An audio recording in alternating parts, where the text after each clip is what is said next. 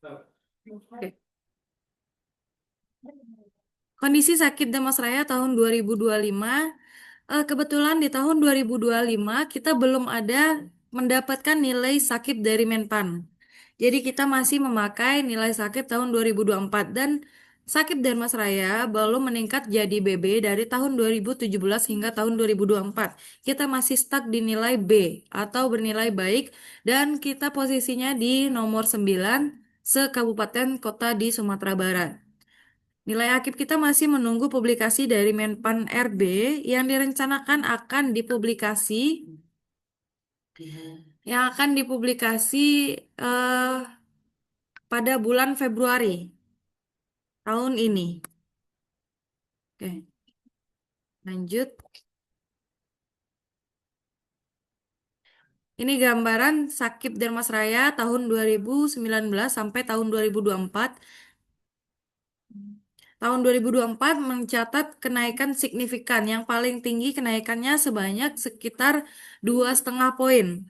Sebelumnya ini karena keadaan COVID dan karena anggaran, kenaikan nilai kita hanya sedikit-sedikit ya Bapak Ibu ya. Kebetulan untuk di tahun 2024, bukan kebetulan. Di tahun 2024 kita sudah mencapai nilai 67,24. Untuk mendapat nilai BB itu wajib dinilai 70. Berarti kita kekurangan nilai sekitar 2,76 lagi ya Bapak Ibu. Sekitar 2,67 poin lagi. 2,76 poin lagi. Untuk nilai sakit tahun 2024, sebenarnya capaian kita sudah banyak yang di atas 70%. Contohnya di perencanaan kita sudah mendapatkan capaiannya sekitar 75,83%. Dan sekarang sudah didukung dengan penggunaan SIPD yang terintegrasi dan perencanaan kita yang diselaraskan dengan perencanaan yang pusat. Makanya nilai untuk perencanaan kita termasuk tinggi dengan nilai persentasenya 75,83. Dan di pelaporan kinerja, untuk pelaporan kinerja ini kita sudah termasuk yang terbaik. Kita terbaik nomor 3 sekabupaten kota di Sumatera Barat dengan nilai 11,52 dan net bobot maksimalnya 15 atau capaian kita 76,8. Tapi kita masih memiliki kesempatan untuk meningkatkan nilai menjadi nilai maksimal. Dengan posisi 11,52, kita sekarang berada di posisi ketiga untuk pelaporan kinerja. Ini ya Bapak Ibu ya. Namun kita terkena di pengukuran kinerja dan di evaluasi akuntabilitas kinerja internal. Apa ini pengukuran kinerja? Yaitu pengukuran kinerja dari IKU-nya.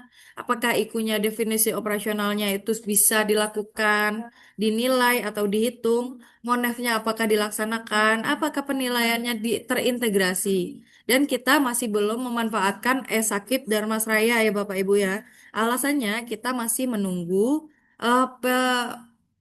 pengesahan Renstra baru. Jadi tidak 2 kali kerja. Jadi diharapkan nanti setelah kita menyusun Renstra 2025-2029, kita akan menyusun indikator kinerja utama, lalu kita akan memanfaatkan aplikasi e-Sakip dan Masraya agar nilai pengukuran kinerja kita menjadi maksimal ya Bapak Ibu ya.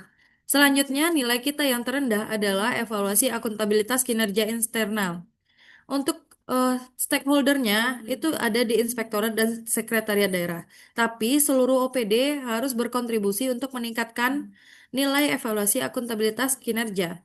Apa itu evaluasi akuntabilitas kinerja? Itu adalah hasil evaluasi internal yang kita lakukan. Apakah kita melaksanakan monitoringnya? Apakah monitoring meningkatkan kinerja kita atau tidak?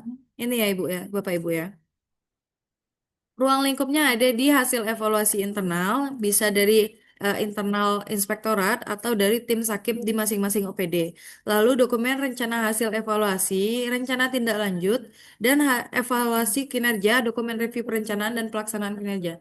Jadi setiap pelaksanaan dokumen yang kita lakukan itu seharusnya ada review dan ada eh, evaluasi internal di masing-masing OPD, Bapak Ibu ya. Nilai kita masih membutuhkan 2,76 poin lagi untuk mencapai nilai BB. Dan komponen yang paling berpotensi untuk ditingkatkan adalah komponen evaluasi internal. Namun tidak menyampingkan untuk perbaikan perencanaan kinerja dan pelaporan kinerja. Kalau seandainya suara suara Karin tidak terlalu jelas, bisa di itu ya Bapak Ibu ya, bisa di stop dulu, diganggu. Kita lanjut ke persiapan penyusunan laporan kinerja tahun 2025. Lakip tahun 2025. Ya,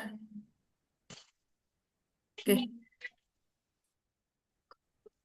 Lakip tahun 2025 adalah laporan kinerja yang disusun pada tahun 2026 untuk mengevaluasi kinerja tahun anggaran 2025. Untuk tahun 2025, Lakip 2025 ada keistimewaan karena berdasarkan Surat Menpan RB nomor B37 garing AA 01 2025 tentang pemberitahuan penyampaian laporan kinerja 2025, Lakip tahun 2025 merupakan Lakip transisi. Maksudnya transisi, Renstra sebelumnya belum disahkan dan Renstra yang lama masih bisa dipakai walaupun kepemimpinannya sudah bertukar. Sehingga kita masih bisa membuat menyusun laporan kinerja berdasarkan Renstra yang lama. Berarti kita masih memakai perjanjian kinerja tahun 2025. Karena tahun ini adalah merupakan tahun transisi. Sehingga kita tidak bisa memakai langsung Renstra 2025-2029. Untuk sekali lagi kita tegaskan, untuk Lakip 2025, kita masih memakai perjanjian kinerja di awal tahun 2025 dan masih mengacu pada Renstra 2021-2025 ya Bapak Ibu. Kita lanjutkan antara kinerja dan anggaran. Jadi kan banyak juga yang bertanya, ini boleh nggak di PK kita masukkan yang ini, kita masukkan di luar dari Renstra atau kita masukkan sesuatu yang tidak ada di dalam RPJM. Jadi untuk SAKIP, Sistem Akuntabilitas Kinerja, seluruhnya harus ada di dalam RPJM dulu Bapak Ibu. Ada di dalam RPJM, nanti kita turunkan ke Renstra. Jadi apa yang ada di RPJM harus selaras dengan Renstra. Renstra kita turunkan tahunannya menjadi RKT atau di sini terletaknya Renja ya Bapak Ibu ya. Dari Renja, indikator dan program kegiatannya sudah apa yang ada di Renja sudah harus ada di Renstra. Dari Renja kita jabarkan nanti ke RKA ya Bapak Ibu.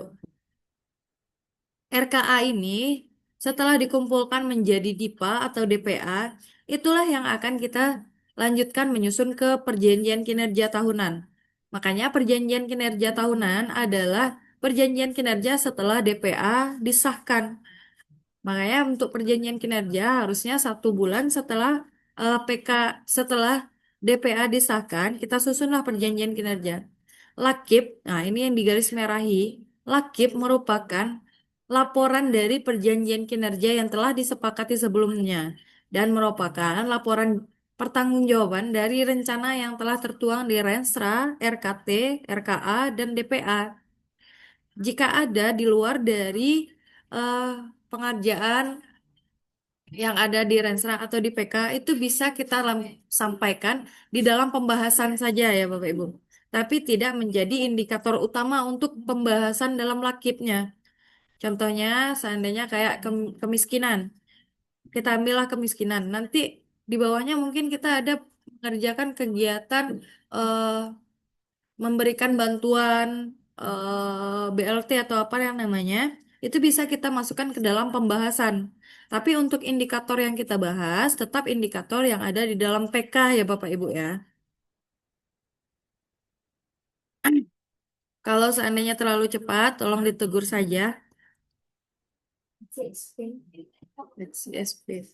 Oke. Karyanya nah.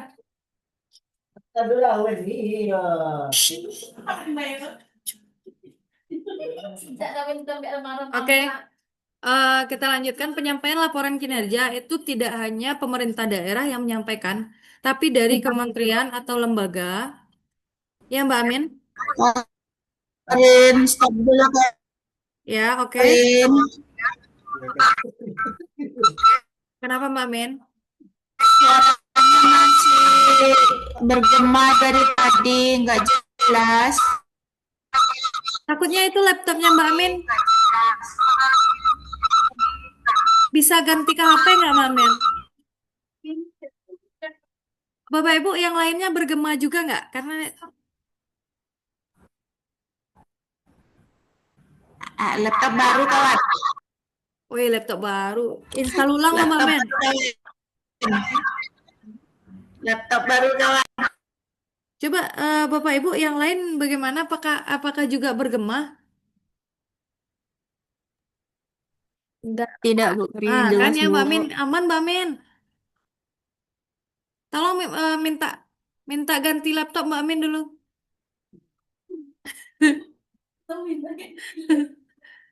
Tuh aku ini cewek Enggak. Aman Mbak Min gimana Mbak Min? Atau pakai HP aja dulu coba Mbak Min. punya feeling bisa ganti lemon. Bisa aman Mbak Min? Kita lanjut atau nunggu Mbak Amin dulu? Dia udah terus skip aja.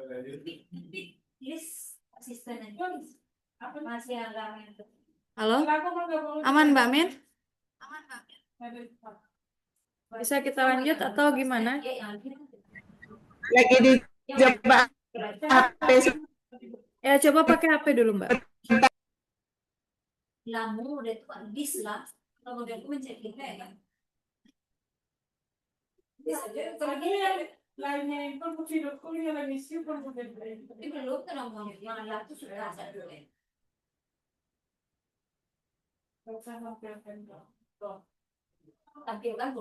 Gimana Mbak Min? Kita lanjut atau kita tunggu Mbak Min dulu?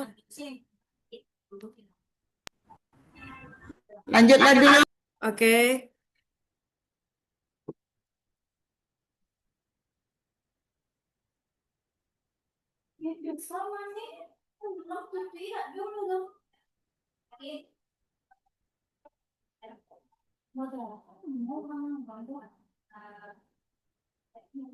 Oke, kita lanjut ya Bapak Ibu ya. Kemananya?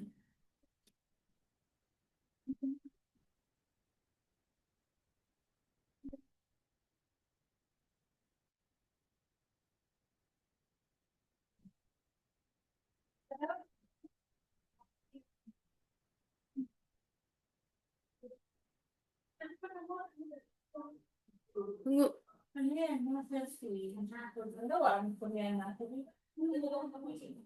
Tunggu Bapak Ibu ini lagi error apanya? Hmm. Oke. Penyampaian laporan kinerja itu tidak hanya pemerintah daerah yang menyampaikan. Dari kementerian atau lembaga di pemerintahan Indonesia itu seluruhnya menyampaikan laporan kinerja. Untuk kementerian atau kelembagaan itu waktunya adalah 2 bulan setelah tahun anggaran berakhir. Dilaporkan kepada Menpan RB, kepada Menteri Keuangan dan Bappenas. Sedangkan untuk pemerintah daerah itu 3 bulan setelah tahun anggaran berakhir untuk kepala daerah dan 2 bulan setelah tahun anggaran berakhir untuk kepala perangkat daerah. Jadi kepala perangkat daerah atau kepala OPD waktu untuk mengumpulkan lakipnya hanya 2 bulan atau terakhir tanggal 28 atau 29 Februari 2026 untuk saat ini ya Bapak Ibu ya. Itu akan dilaporkan, nanti kita laporkan ke gubernur, ke Bappenas, ke Mendagri dan Menpan RB. Itu seluruhnya kita laporkan lakipnya. Jadi lakip Bapak Ibu tidak hanya sampai ke organisasi Dharma Saya saja, tapi bisa sampai ke Kemenpan RB, Mendagri, Bappenas, dan ke Gubernur ya Bapak Ibu ya. Jadi diharapkan lakip yang Bapak Ibu susun itu adalah lakip yang memang mempertanggungjawabkan program dan kegiatan saat ini. Oke.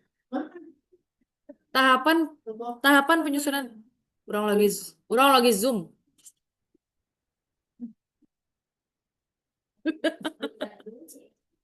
Oke. Tahapan penyusunan laporan kinerja. Yang pertama itu adalah persiapan awal, lalu pengumpulan data kinerja. Ini mungkin sudah dilaporkan, sudah mulai dikumpulkan karena Bapak Ibu juga udah mengumpulkan LKJ ya Bapak Ibu ya.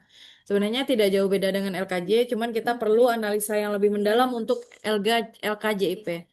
Lalu penyusunan narasi laporan, kita sajikan data dan informasi, verifikasi dan review, lalu penyempurnaan dan finalisasi, lalu kita publikasi dan sosialisasi. Jadi lakip yang Bapak Ibu kirimkan nantinya akan dipublikasi di JDI di PPID Damas Raya ya Bapak Ibu. Bapak Ibu bisa dilihat di PPID Damas Raya, lakip yang Bapak Ibu susun itu semuanya kita masukkan ke PPID Damas Raya, kepada aplikasi di Menpan, di Mendagri, dan juga di SID Sakip RB untuk backup-annya. Dan direncanakan untuk tahun besok itu lakip akan untuk tahun ini ya, untuk tahun 2026 lakip akan dipublikasi di e-Sakip Darmasraya. Kita lanjutkan di Oke, format lakip nih. Untuk lakip, informasi harus yang dimuat di dalam lakip adalah uraian singkat organisasi. Ini organisasi OPD Bapak Ibu masing-masing harus diuraikan secara singkat, pengukuran kinerja, rencana dan target yang ditetapkan, lalu pengukuran kinerja, lalu evaluasi dan analisis kinerjanya ya Pak Ibu ya. Jadi yang membedakan Lakip dengan LKJ, Lakip harus memuat rencana target yang ditetapkan, pengukuran serta evaluasinya. Evaluasi dan analisis kinerjanya. Ini yang membedakan. Kita harus menganalisis bagaimana eh, program dan kegiatan kita itu bisa berhasil ya Bapak Ibu atau target kita bisa berhasil. Rani, ambilan pembeli Kak, di luar aja. Oke, ini format lakip ya Bapak Ibu ya. Untuk di format lakip ada 4 bab ya Bapak Ibu. Bab 1 pendahuluan, bab 2 perencanaan kinerja PK tahun yang bersangkutan. Ini yang tadi ya Bapak Ibu ya. Mungkin kalau seandainya yang tahun-tahun sebelumnya bisa dipakai, tinggal disesuaikan lagi saja dengan keadaan tahun 2025. Yang penting sekali adalah ada di bab 3 ya Bapak Ibu. Bab 3 adalah akuntabilitas kinerja yang memuat capaian kinerja, realisasi kinerja dan anggaran, serta bab 4 penutup kesimpulan strategi untuk tahun depan. Oke, ini kita bahas tadi ya Bapak Ibu. Bab 3 akuntabilitas kinerja. Akuntabilitas kinerja. Tampek nasi dia Kak Cie. Akuntabilitas Akuntabilitas kinerja, target versus realisasi. Jadi ini yang akan kita masukkan ke dalam bab 3 ya Bapak Ibu ya. Target kita bandingkan dengan realisasi. Dan kita harus memuat analisa kenapa target kita ini berhasil atau bagaimana bisa gagal atau solusi yang telah kita lakukan, bagaimana efisiensi dan program kegiatan penunjangnya. Lanjutkan realisasi dibandingkan target, PK dan Renstra ya Bapak Ibu ya. Jadi realisasi tahun kinerja kita tuh kita bandingkan dengan target yang kita tetapkan. Hal ini digunakan untuk mengukur capaian kinerja kita, sejauh mana kinerja perangkat daerah kita. Jadi eh, target PK 2025 kita berapa, target Renstra kita berapa, itu yang kita bandingkan dengan realisasi kinerja tahun bersangkutan. Ah, Selain selain membandingkan PK dengan realisasi di tahun ini, kita juga membandingkan dengan realisasi beberapa tahun sebelumnya. Biasanya kita memakai 3 tahun sebelumnya ya Bapak Ibu ya. Hal ini dipergunakan untuk memahami tren, konsistensi capaian, dan perbaikan dari waktu yang kita lakukan. Makanya kita perlunya membandingkan dari beberapa tahun terakhir untuk melihat apakah kita ada peningkatan kinerja atau kinerja ini hanya trennya sesaat saja setelah itu terlupakan atau memang ada konsistensinya dari pemerintah daerah untuk meningkatkan kinerjanya selama bertahun-tahun gitu ya Bapak Ibu ya. Dan hal ini harus kita deskripsikan juga, harus kita jelaskan. Contohnya, targetnya ada realisasi satu, realisasi sebelumnya pokoknya 0,5, 0,05, 0,5. Itu yang akan kita jelaskan nanti. Kalau seandainya kita melaksanakan ini, sehingga nilainya nanti meningkat. Kayak gitu ya Bapak Ibu ya.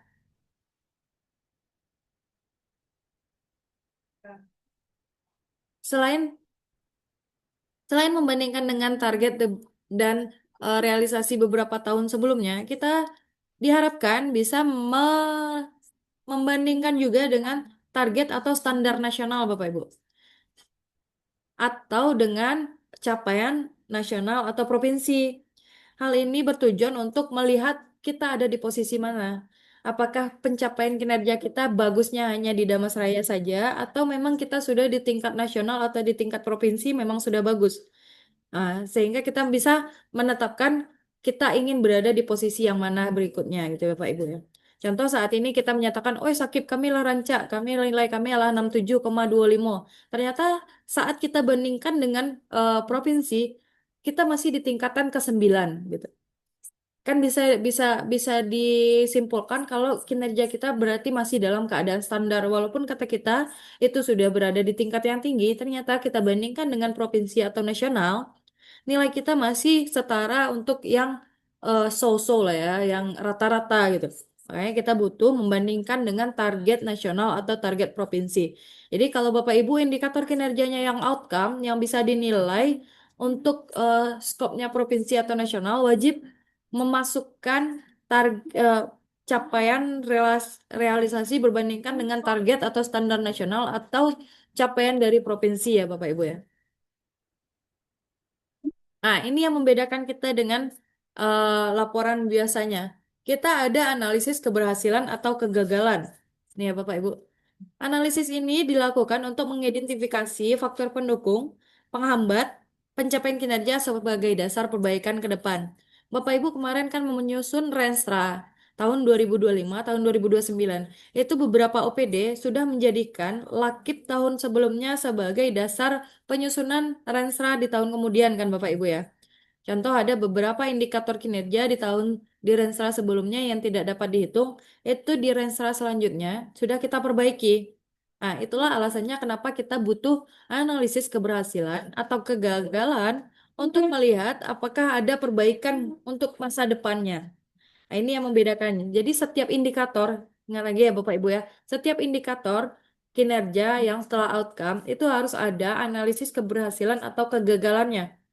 Dan sudah ada solusi yang telah dilakukan untuk mencapai. Contohnya, dia sudah tercapai apa yang telah kita lakukan untuk mencapainya. Lalu, efisiensi penggunaan sumber dayanya. Bagaimana sumber daya yang kita alokasikan untuk menunjang pencapaian tersebut.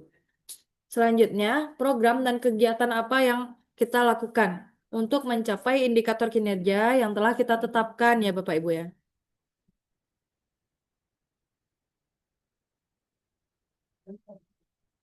Ah, Berdasarkan hasil evaluasi dari Menpan RB, kebetulan Menpan RB belum mengeluarkan hasil tahun 2025 karena direncanakan itu akan dikeluarkan di bulan Februari ya Bapak Ibu. Kita masih memakai nilai yang tahun 2024. Di tahun 2024 itu kualitas pelaporan kinerja tingkat Pemda sudah cukup baik dan sudah menyampaikan informasi serta informasi dan analisis. Tapi informasi dan analisis dalam laporan kinerja belum sepenuhnya menghasilkan umpan balik ya Bapak Ibu ya.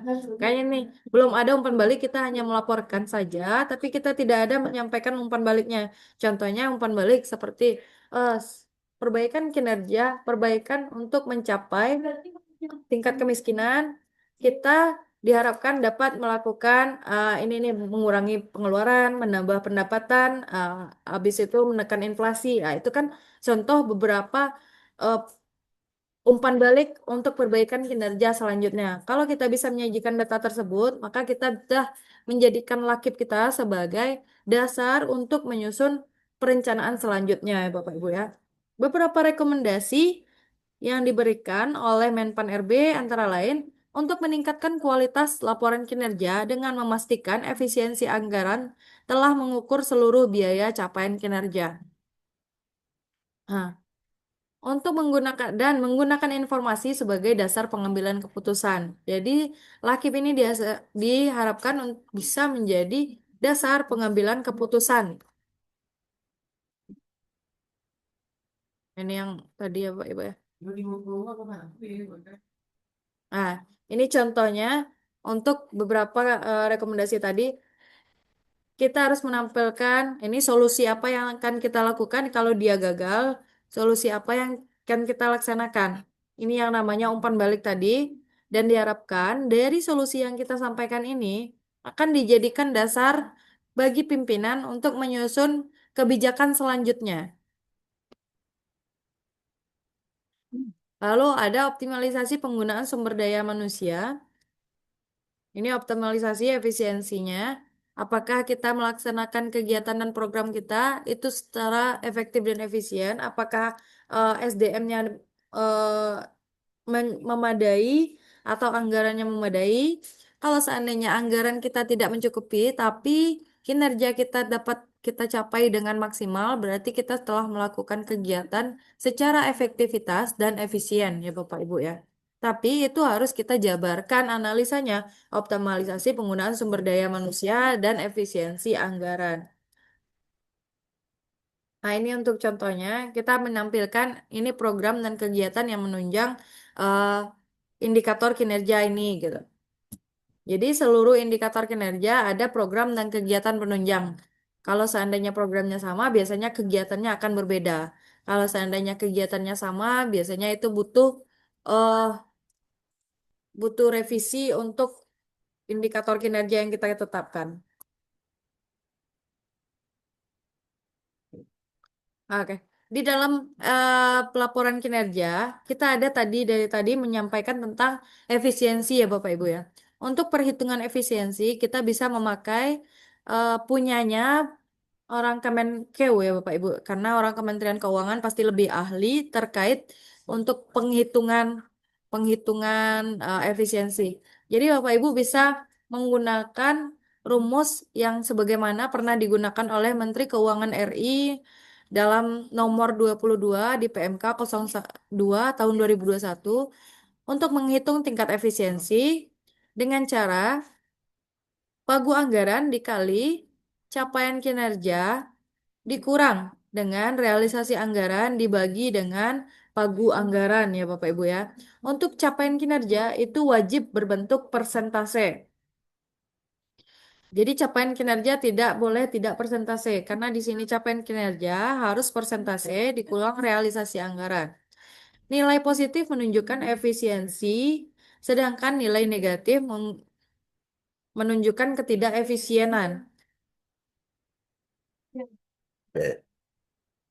Jika capaian kinerja mencapai lebih dari 120%, kita tetapkan nilai maksimal untuk capaian kinerja yang dihitung adalah 120%. Ica. Oh no. Jika dia kinerja lebih dari 120%, kita tetapkan nilai maksimal untuk capaian kinerja hanya 120% ya Bapak Ibu ya. Karena ada beberapa OPD itu yang capaian kinerjanya lebih dari 150% ya Bapak Ibu. Kita tetapkan untuk menghitung efisiensinya maksimal